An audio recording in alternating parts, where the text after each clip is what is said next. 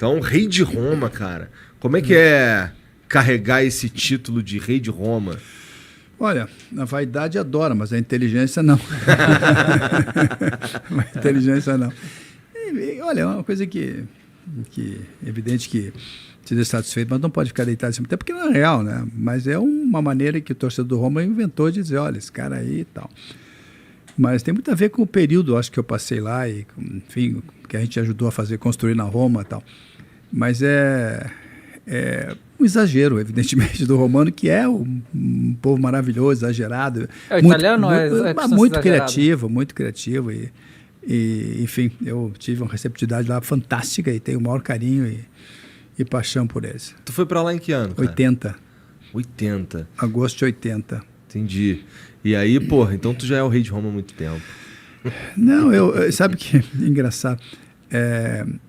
Quando eu cheguei, acho que dia 9, cheguei dia 10 de agosto, eu acho. Calor absurdo. E tinha muita gente no aeroporto. Muita gente. Se falava em 6, 7 mil pessoas. E evidente que não era pelo Falcão, né?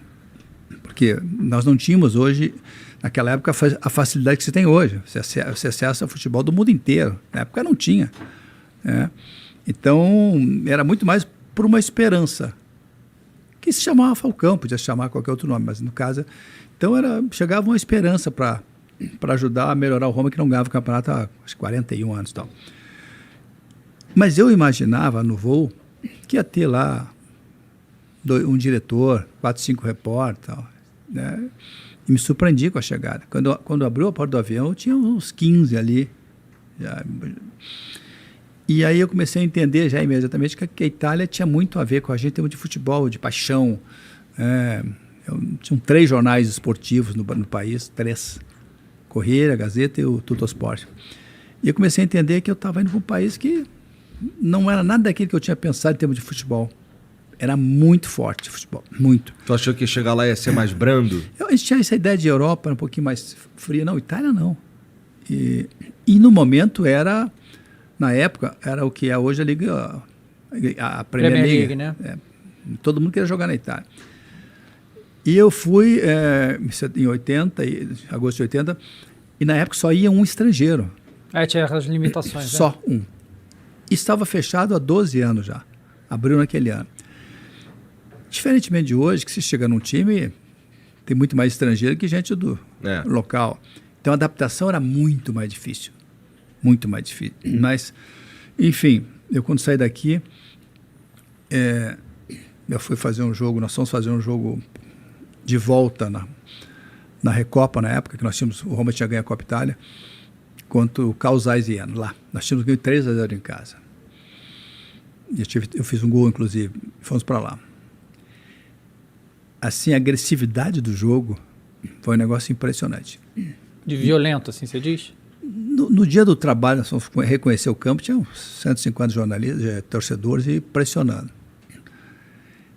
Para vocês terem uma ideia, nós tivemos uma bola no gol. E meu goleiro foi o melhor em campo. Nós tomamos 4-0. Fomos eliminados. Caramba. Esse time foi à final. Perdeu a final. Então, assim, a gente foi construindo uma história na Roma. Né? Foi construindo e para buscar mas aquele ano já nós tivemos um jogo com a Juventus, que faltavam 3 rodadas para terminar. Na época se jogava só por 2 pontos, não por 3. Nós estávamos 1 ponto atrás e nós fomos jogar em Torino e ganhamos o jogo de 1-0. O juiz anulou um gol que foi um escândalo. Até hoje se fala nesse lance, porque era o gol praticamente do campeonato. Nós passaríamos o ponto na frente. E até hoje se lembra disso, porque foi uma coisa assim claro, a Roma estava começando a construir a sua simpatia, né? A Roma tinha torcida só em Roma na época. Diferentemente da Juventus, da Inter, do Milan, que já tinham feito vitórias em Europa e tal. Eles tinham torcida na Itália toda. E a Roma estava construindo isso. E nós ganhamos a Copa, depois disso, nós ganhamos a Copa Itália em cima da Juventus, na semifinal, final com o Torino, na casa da Juventus. E aí o Roma, a partir daí, começou a ter uma simpatia, né? Porque jogava um futebol bonito. Foi o primeiro time a jogar, e talvez por isso eu tenha sido contratado, a fazer uma marcação por zona. que nós fazíamos aqui no Brasil, né? Embora o Internacional 75 fez marcação quase que homem a homem, né? 7-4, desculpe. Então começou a fazer marcação por zona e de um futebol que estava acostumado a fazer marcação por homem. Eu me lembro quando eu vi os jogos lá da Inter, que estava jogando fora naquelas Copas, logo que eu cheguei, em agosto, setembro, eu vi, era um time muito fechado e jogava no contra-ataque, que era o tal do catenaccio, muito fechado e contra-atacava. E o Lidom, que era o treinador da Roma, começou a mudar isso na Roma, começou a fazer um futebol um pouco mais jogado, com um pouquinho de linha de impedimento. Então a Roma foi responsável, através do seu treinador, a mudar essa maneira de jogar. Né? Entendi. Porque era muito fácil, o stopper marcava o centroavante adversário, o lateral direito pegava o ponto esquerdo do adversário, o lateral esquerdo pegava, tinha o famoso líbero sempre. E no meio, era quase homem a homem, campo inteiro. E a gente mudou isso, né? Tem uma dificuldade no início, é verdade, que mudar uma cultura não é fácil, né? E tem que ter certos jogadores específicos para fazer isso, né? Não dá para ser e qualquer nisso um. acho que por isso que eles pensaram, né? Fazer um brasileiro que organiza um pouco a marcação por zona, que é completamente diferente. Então, eu acho que aí começamos a construir isso, né? E hoje a Roma, o torcedor exige uma Roma que possa ter um time para competir, para ser campeão, porque foi criado lá atrás. E eu lembro que tinha uma faixa enorme na curva assim da Roma que dizia o seguinte, lá que eu cheguei eu me lembro, a Roma não se discute, se ama.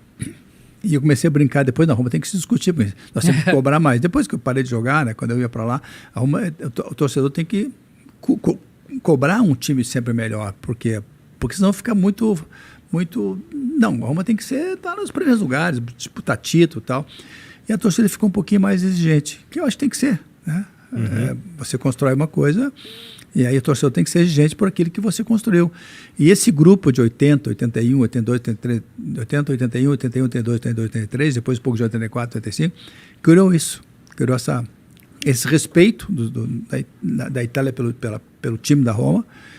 E hoje a Roma está sempre tentando melhorar e tentando brigar por campeonato.